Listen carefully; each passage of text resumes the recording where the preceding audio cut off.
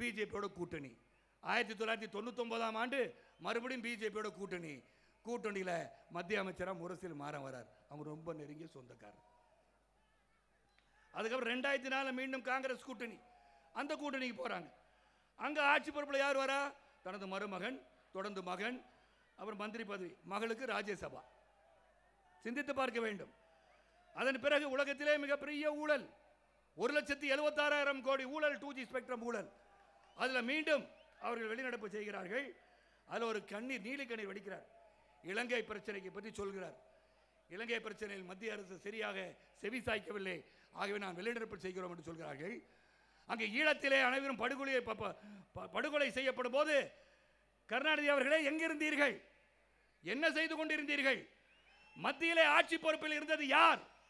அந்த ஆட்சி பொறுப்பில் இருந்து கொண்டு பிரபாகரை கொலை செய்வதற்கு தூண்டியது யார் என்ற கேள்விக்கு பதில் சொல்கின்ற நேரம் தான் பாராளுமன்ற தேர்தல் என்பதை நீங்க மறந்துவிடக்கூடாது சகோதரிகளை. ஆக நீங்க நாடகம் போடுவீங்க.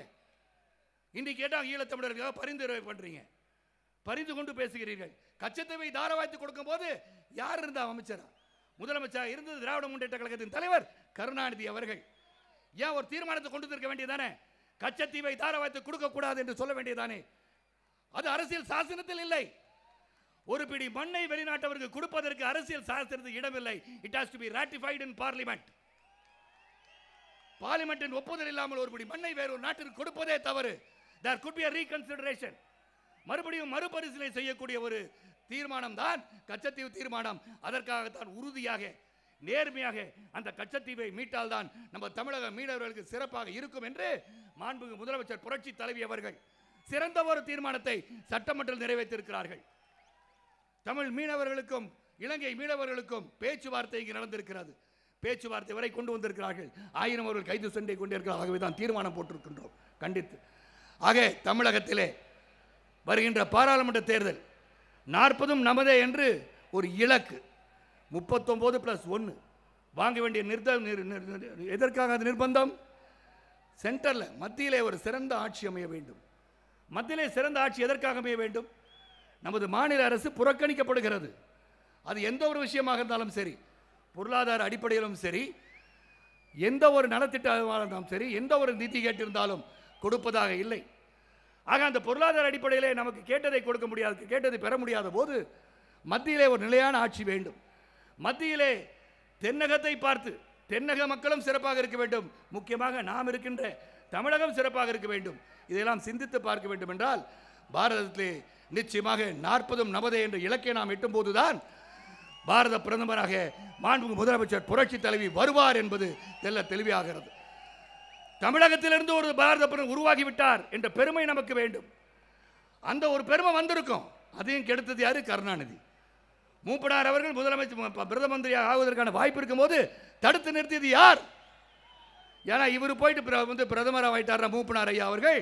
அங்கே போயிட்டு இவரை வரவேற்க முதலமைச்சர் இந்த கருணாநிதி போகணுமே, இவங்களுக்காக நான் போய் நிற்கணுமா என்ற ஒரே காரணத்திற்காக தமிழனுக்கு துரோகம் செய்தது யார் என்றால் அது திராவிட முன்னேற்ற கழக தலைவர் கருணாநிதி என்பதை நீங்கள் மறந்துவிடக்கூடாது.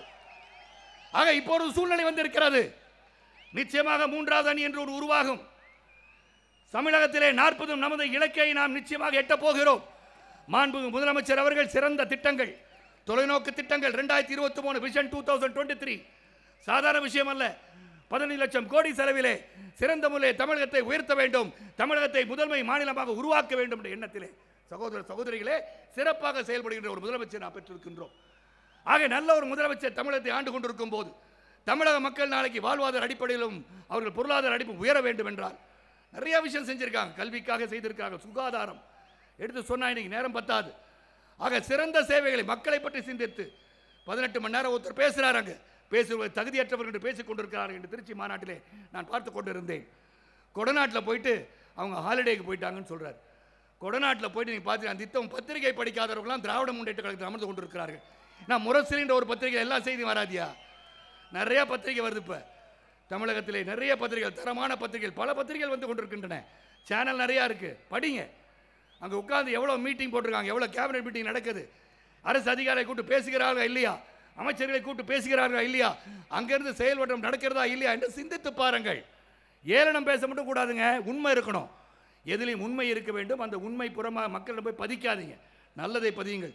எந்த ஒரு கூட்டணியாகட்டும், அது திராவிட முன்னேற்ற கழகம், காங்கிரஸ், விஜயகாந்த் கட்சி ஒன்று சேரட்டும். ஒருபுறம் பாரதிய ஜனதா, வைகோ, இவர்களாம் ஒன்று சேரட்டும்.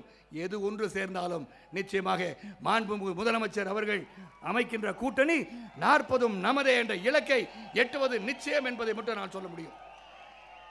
அது மட்டுமல்ல சகோதரர்களே, இப்பொழுது என் கதைக்கு வருகின்றேன். இங்கு வேறு கட்சியை பற்றி நான் சொல்ல கடமைப்பட்டில்லை. ஏனென்றால் அல்ல, சில கட்சிகள் பற்றி பேசவே வேண்டாம். நாம் சிறப்பாக இருக்க வேண்டும், நம் இயக்கம் சிறப்பாக வேண்டும் என்று என் மனைவி உங்களிடம் சொன்னார்கள்.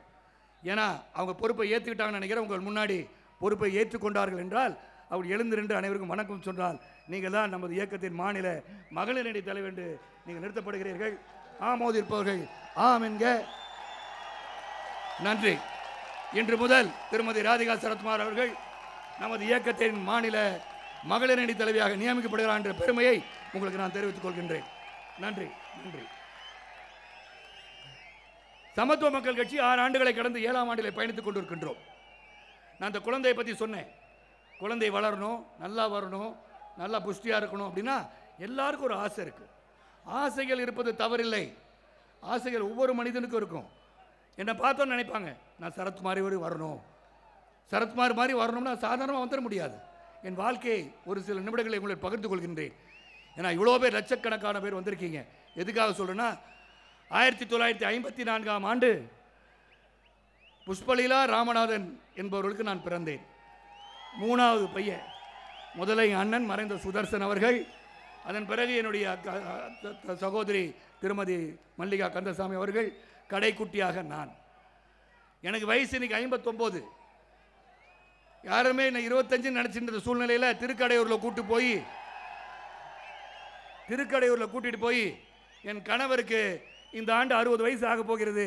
அனைவருக்கும் தெரிக, ஊருக்கெல்லாம் நான் சொல்ல விரும்புவது, என் கணவருக்கு 59 தாண்டி 60 எட்டி கொண்டிருக்கிறார் என்ற அளவிலே சிறப்பாக ஒரு சதித்திட்டத்தை தீட்டி இந்த வசீகரமாக தோன்றிக் கொண்டிருக்கின்ற இளைஞனை 60 வயது ஆகி கொண்டிருக்கிறார், யாரும் நெருங்கி விடாதீர்கள் என்று அவர் சொல்லுவது போல திருக்கடையூருக்கு என்னை அழைத்து சென்று 59 வயதுக்கு ஒரு ஆயுசோமம் செய்து 60ஆம் கல்யாணம் நடக்க வேண்டும் சொல்லியிருக்கிறார்கள். ஆக 60ஆம் கல்யாணம் சிறப்பாக ஜூலை மாதம் நடக்க இருக்கிறது. நம் குடும்பம் அங்கு வந்து சேர வேண்டும். இதை எதற்காக சொல்கிறேன் என்றால், இந்த வயதிலும் நான் இளைஞனாக இருப்பதற்கு காரணம் உண்டு. அதற்கு காரணம் என் தந்தை. என் தந்தை அளவுக்கு மீறினால் அமிர்தமும் விஷம் என்று சொல்லிக் கொடுத்தார். குடிக்காத, சிகரெட் பிடிக்காத, இப்படி கத்திக்கிட்டு துண்டை ஆட்டாத, இதெல்லாம் அவர் சொல்லலை.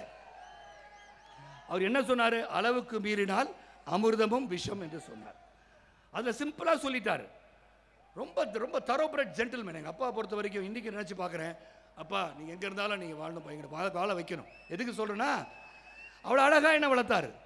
மரியாதை கொடுக்கணும். யாரை பார்த்தாலும் வாங்க போங்கன்னு சொல்லுவேன். சில பேர் கேட்பாங்க, என்னங்க சின்ன பையனாக இருக்காங்க, வாங்க இப்படி வந்து உட்காருங்கன்னு சொல்கிறீங்கன்னு.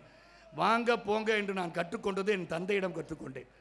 ஒரு சாதாரண பியூனுக்கிட்ட 1/2 மணி நேரத்துக்கு மேலே வேலை இருந்தால் கூட உட்காருன்னு சொல்லுவாராம் அலுவலகத்தில். அவருடைய சகாக்கள் வந்து கேட்பாங்களாம், என்ன ராமநாதன், அவர் பியூனு தானே, அவர் போய் உட்கார வச்சு பேசிகிட்டு இருக்கீங்கன்னா, பியூனுன்னா அவர் மனிதன் தானே, 1/2 மணி நேரத்துக்கு மேலே அவன் கோப்பில் கையெழுத்து போடுறதுக்கு உட்காரட்டியா அப்படின்னு சொல்கிறவர் என் தந்தையார். எங்கள் பள்ளிக்கூடத்திலும் எங்கள் கல்லூரியிலும் அவர் கையெழுத்திட்டது மனித ஜாதின்னு போட்டார். சரத்குமார் என்ன ஜாதின்னு அவர் எழுதலை, எனக்கு தெரியாது. அப்போ மனித ஜாதி என்று வளர்த்தவர் தான் என் தந்தையார். இங்கே நான் உன்னை தெளிவுபடுத்த விரும்புகிறேன் சகோதரர்களே. சரத்குமாரை ஒரு வட்டத்துக்குள் அடைக்கின்ற ஒரு கூட்டம் சுற்றி கொண்டிருக்கிறது. நான் உண்மையிலே ஒரு பொதுவானவன். இந்த கருத்தை இங்கே சொல்ல வேண்டிய அவசியம் கட்டாயம் இருக்கிறது என்ற காரணத்தினால் என் மனைவி சொன்னார்கள், என் கணவர் ஒரு நாடார் சிங்கம் என்று சொன்னார்கள்.